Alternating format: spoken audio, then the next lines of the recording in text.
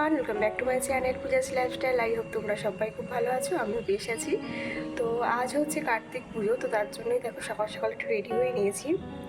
3 বছর আগে আমার বাড়িতে কার্তিক এসেছিলো, তো এই বছর উদযাপনটা দিতে পারছি না, তো পরের বছরই উদযাপন দেবো। তার জন্য বাড়িতে যে কার্তিক ঠাকুরটা আছে তাকেই পুজো করব। তো মা কালকে সব কিছু জোগাড় করে রেখেছে, ফল তারপরে নাড়ু সব কিনে নিয়ে এসেছে। তো এই বছর আর উদযাপন দেওয়া হলো না, নেক্সট ইয়ার উদযাপন দেবো। তো যাই হোক, তার জন্যই এখন রেডি হয়েছি সকাল সকাল স্নান টান করে। তো একটু ঘরোয়াভাবেই পুজো দেবো। তো পুজো দেবো, একটু শাড়ি না পরলে কেমন লাগে, তাই একটু শাড়ি পরলাম অনেকগুলো দিন পর। তো যাই হোক, চলো আজকে ব্লগটা দেখতে থাকবো, আশা করছি তোমরা সবার খুব ভালো লাগবে। তো মামা উঠে গেছে, ওকে নিচে নিয়ে গিয়ে ব্রেকফাস্ট করাবো, তারপরে পুজোয় বসবো। তো চলো ব্লগটার সাথে থাকো আর ব্লগটা দেখতে থাকো। এরপর আমি চলে এসেছিলাম ঠাকুর ঘরে স্নান টান সেরে। তো যেহেতু তোমাদেরকে আগেই বললাম যে এবছর আমি উদযাপন দেবো না, তার জন্য কিন্তু আমি পুরনো ঠাকুরের মধ্যেই কিন্তু এবারে পুজো দেবো। তো যখন পরের বছরে ঠাকুরটা আনা হবে তখন কিন্তু এই ঠাকুরটাকে গাছতলায় বসিয়ে দিয়ে আসবো। যেহেতু ঠাকুরটা 2 বছর পুরনো, তার জন্য দেখো ঠাকুরটার অবস্থা কিন্তু খুবই খারাপ। তো তাই ভাবলাম ঠাকুরটাকে একটু নিজের হাতে সাজিয়ে তুলি। তো সেটাই তোমাদের সাথে একটু শেয়ার করতে চলে আসলাম। তো দেখো আমার কাছে যে ফেব্রিক কালারগুলো ছিল সেগুলো দিয়েই কিন্তু আমি ঠাকুরকে আবার নতুন করে সাজিয়ে তুলছি। তো চলো তোমরা ভিডিওটার সাথে থাকো, তাহলে আশা করি সবটা দেখতে পারবে কেমনভাবে আমি আমার এই কার্তিক ঠাকুরকে আবার নতুন করে তুললাম। প্রথমে আমি ব্ল্যাক কালারের ফেব্রিক কালারটা দিয়ে ঠাকুরের হেয়ারটা কালার করে নিয়েছিলাম, কারণ ব্ল্যাক কালারটা বেশি ফেড হয়ে গেছিলো। তারপরে যেই জায়গাগুলো কালার করা দরকার ছিল সেগুলো করে নিয়েছিলাম। তারপর কিন্তু আমি পেছন দিকটা একটু ডেকোরেট করে নিলাম, যেহেতু কার্তিক পুজোটা আমি নিজেই করছি। তো তার জন্যই কিন্তু পেছন ব্যাকগ্রাউন্ডটা যেন একটু ভালো না হলে কেমন জানি লাগে। তো তার জন্যই কিন্তু ব্যাকগ্রাউন্ডটাও আমি একটু সুন্দর করে সাজিয়ে নিচ্ছি। আমি কোনো একটা কাজ করতে বসলে সেই কাজটা যতক্ষণ না সম্পূর্ণ হচ্ছে ততক্ষণ কিন্তু আমার ঠিক ভালো লাগে না। তো তার জন্য দেখো অনেকক্ষণ ধরে এটা অনেক রকমভাবে ট্রাই করার পর কিন্তু লাস্টে এইভাবে দিয়েছিলাম। তো কেমন লাগছে অবশ্যই জানিও। তারপর কিন্তু ঠাকুরের কালারটা শুকিয়ে যাওয়ার পর কিন্তু ঠাকুরকে আরও একটু ভালো করে সাজিয়ে নেওয়ার জন্য বসে পড়লাম। তো এই যে কাপড়গুলো আমার কাছে ছিল, এই রেড কালারের ওড়না বা একটা নিউ কাপড়, তো সেইগুলো দিয়েই কিন্তু ঠাকুরকে আরেকটু সুন্দর করে সাজিয়ে নিচ্ছিলাম আর কি। তোমরাও কিন্তু লাস্টে দেখে বলো আমি আমার 2 বছরের পুরনো ঠাকুরকে নিজের হাতে সাজিয়ে কেমন করে সাজিয়ে তুললাম আর কেমন লাগলো, সেটা কিন্তু সব শেষে অবশ্যই জানিও। তো ভালো করে সাজিয়ে নিই, তারপর তো তোমাদের সাথে অবশ্যই শেয়ার করব। তো দেখো প্রথমে আমি এই কাপড়টা বুঝতে পারছিলাম না এটা দিয়ে ধুতি করব নাকি ওড়না দেবো। তো ফাইনালি কিন্তু ঠাকুরকে সাজানো হয়ে গেছে। এবারে পেছন ব্যাকগ্রাউন্ডটা আর একটু ভালো লাগার জন্য কিন্তু আমি এই ময়ূরের পালকগুলো অ্যাড করে দিলাম, কারণ কার্তিক ঠাকুরের বাহন যেহেতু ময়ূর, তো ময়ূরের পালকগুলো দেওয়াতে কিন্তু আমাদের কার্তিক সোনাও কিন্তু খুশি হবে। তো তার জন্যই কিন্তু এইগুলো একটু ভালো করে সাজিয়ে দেওয়া। আর এটা ছিল আমার আজকের কার্তিক পুজোর ফাইনাল লুক। তো দেখো আমার কার্তিক ঠাকুরকে কেমন লাগছে নতুন রূপে সেজে, অবশ্যই জানিও। আর ব্যাকগ্রাউন্ডটাও কিন্তু বেশ ভালোই লাগছিল। আর এদিকে সব কিছু গোছগাছ করতে করতে কিন্তু তোমাদের দাদাভাইও ফুল আর সন্ধ্যের সাথে হচ্ছে কিছু চকলেট এগুলো নিয়ে চলে এসেছিল। তো যেহেতু কার্তিক ঠাকুরের গলাটা ভীষণভাবে ফাঁকা লাগছিল, তার জন্য কিন্তু তোমার দাদাভাইকে দিয়ে একটা মালা আনতে দিয়েছিলাম। আর দেখো তোমাদের দাদাভাই কিন্তু মালাটা বেশ সুন্দর নিয়ে এসেছিল, মানে কার্তিক ঠাকুরের ড্রেসের সাথে কিন্তু একেবারে ম্যাচ হয়ে গেছিল। তো আমার তো বেশ ভালো লাগছিল। তোমরাও জানিও আমার কার্তিক সোনাকে সাজুগুজু করে কেমন লাগছে। 2 বছরের পুরনো ঠাকুরকে নিজের হাতে সাজিয়ে যে এত সুন্দর করে সাজিয়ে তুলতে পারবো সত্যি ভাবতে পারিনি। সবাই দেখে কিন্তু বলছিল ঠাকুরটা একেবারে নতুন। তো যাই হোক, তারপর কিন্তু বসে পড়লাম ঠাকুরের ফল বানাতে। তো আমি এইটুকু টাইমের মধ্যে যেটুকু জোগাড় করতে পেরেছি সেটাই কিন্তু আমার কার্তিক সোনাকে তুলে দেবো। যেহেতু এবছর উদযাপন দিতে পারছি না, তার জন্য ছোট করে পুজোটা করছি। আর আগের দিন কিন্তু আমার কার্তিক সোনার ঠাম্মি কার্তিক সোনার জন্য নাড়ু, তিলের নাড়ু সব কিছু এনেছিল, সেগুলো তোমাদের সাথে একটু পরে শেয়ার করছি। আমি মনে করি কার্তিক ঠাকুর হলো আমাদের সন্তানের মতন। তাকে যেভাবে আমরা দেবো সে কিন্তু সেইভাবেই সেবা নেবে, ঠিক আমার গপু সোনার মতন। তাই আমার সামর্থ্যে যেটা হলো এবছর আমি সেটাই আমার কার্তিক ঠাকুরকে দিচ্ছি।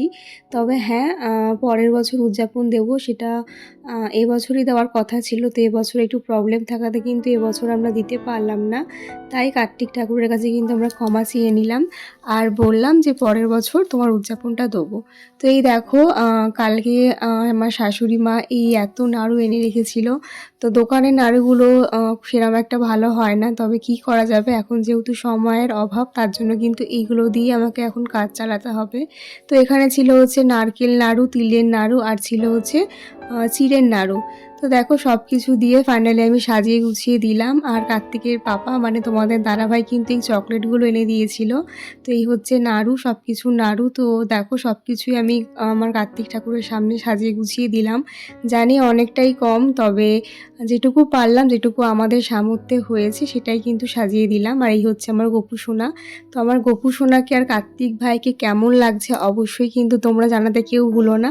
তো সাজগোজ তো সম্পূর্ণ হয়ে গেল, এবার কিন্তু আমার পুজোয় বসার পালা। তো দেখো এবার আমি আর মাম্মা মিলে কিন্তু পুজোতে বসে পড়লাম। যেহেতু আমার ঘরে লক্ষ্মী এসেছে আমার কোল আলো করে, তো আমি আমার লক্ষ্মীকে নিয়ে কিন্তু আমার কার্তিক সোনার পুজো করছি।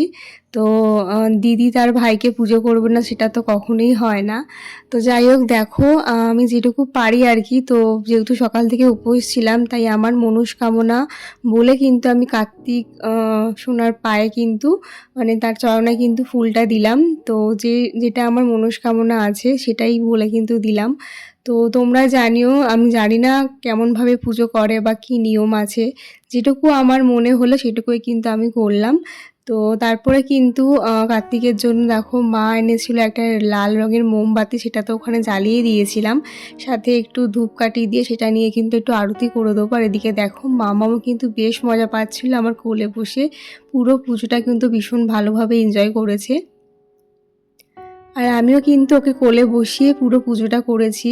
তো বেশ ভালো লাগছিল, সত্যি ভাবতে পারিনি যে ঘরোয়াভাবে এত ছোটোভাবে পুজোটা এত সুন্দর করে সম্পূর্ণ করতে পারবো।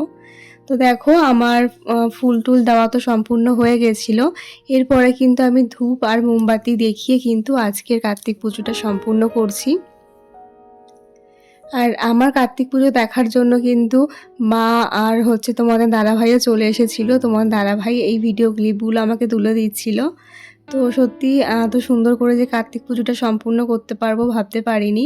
আর সবাই দেখে বলছিল যে এই কার্তিক ঠাকুরটা হয়তো এবছরই আনা। তো আমি যে এত সুন্দর করে সাজিয়ে তুলতে পেরেছি তা সেটা দেখে আমার বেশ ভালো লাগছিলো। আর সবার কমপ্লিমেন্টগুলো পাওয়ার পরে কিন্তু বেশ ভালো লাগলো। তো তোমরাও কিন্তু অবশ্যই জানিও আমার কার্তিক ঠাকুরকে নতুন করে সাজিয়ে তুললে নতুন রূপে দেখে তোমাদের কেমন লাগলো। তো এরপর কিন্তু আমার পুজো সম্পূর্ণ হয়ে গেছে, এবার কিন্তু প্রণাম করার পালা। তো প্রথমেই মা প্রণাম করে নিয়েছিল, তো এবারে আমি প্রণাম করব। এদিকে দেখো মাম্মামও কিন্তু প্রণাম করছিল, যদিও ও এখনও অবধি আমাদের ঠাকুরের মতন যেহেতু 5 বছর হয়নি, ও কিন্তু দেবতা। তবে আমরা প্রণাম করলে কিন্তু আমাদের দেখা দেখি মাম্মামও প্রণাম করতে চায়, আসলে বাচ্চারা যেটা দেখে সেটাই করে। তো ঠিক তেমনটাই কিন্তু আমরা প্রণাম করছি বলে কিন্তু সেটা দেখে মাম্মামও করছে। তো আমার তো প্রণাম হয়ে গেল, এবার তোমার দাদাভাইকে বললাম তুমি একটু প্রণাম করো। তো সত্যি সবাই বেশ, আমরা ভাবতে পারিনি, তোমার দাদাভাইও বলছিল যে কার্তিক ঠাকুরটাও খুব সুন্দর লাগছিল, এত সুন্দর করে সাজিয়ে তুলেছো আর পুজোটাও খুব ভালো মতন হয়েছে। তো যাই হোক দেখো আমি প্রণাম করছি বলে মাম্মামও কিন্তু আবার প্রণাম করলো আমার সাথে। পুজো তো সম্পূর্ণ হলো, তো এবার হচ্ছে প্রসাদ দেওয়ার পালা। তো যেটুকু পুজো দিয়েছি তো সবাইকে বাড়ি বাড়ি একটু প্রসাদ দিয়ে আসবো। তো যাই হোক দেখো আগে তোমাদের দাদাভাইকে প্রণাম করতে বললাম, তো মাম্মাম তো প্রণাম শেষই হচ্ছে না। তো চলো তোমাদেরকে আর একটু ভালো করে দেখাই আমার গপু সোনা, আমার কার্তিক আর হচ্ছে লক্ষ্মী সবাইকেই কেমন লাগছে অবশ্যই জানিও। তো দেখো তোমাদের দাদাভাইও কিন্তু একটু প্রণাম করে নিল। আর এবার হচ্ছে প্রসাদগুলো দেওয়ার পালা। তো তোমার দাদাভাই এদিকে আবার ডিউটি বেরাবে, তাই এখন তোমার দাদাভাইকে টিফিনটা গুছিয়ে দেওয়ার পর কিন্তু আমি এদিকে প্রসাদগুলো সাজিয়ে নেবো, তারপর কিন্তু একে একে সবাইকে দিয়ে আসবো। এই দেখো এখানে কিন্তু আমি সব প্লেটে প্রসাদগুলো সাজিয়ে নিয়েছি।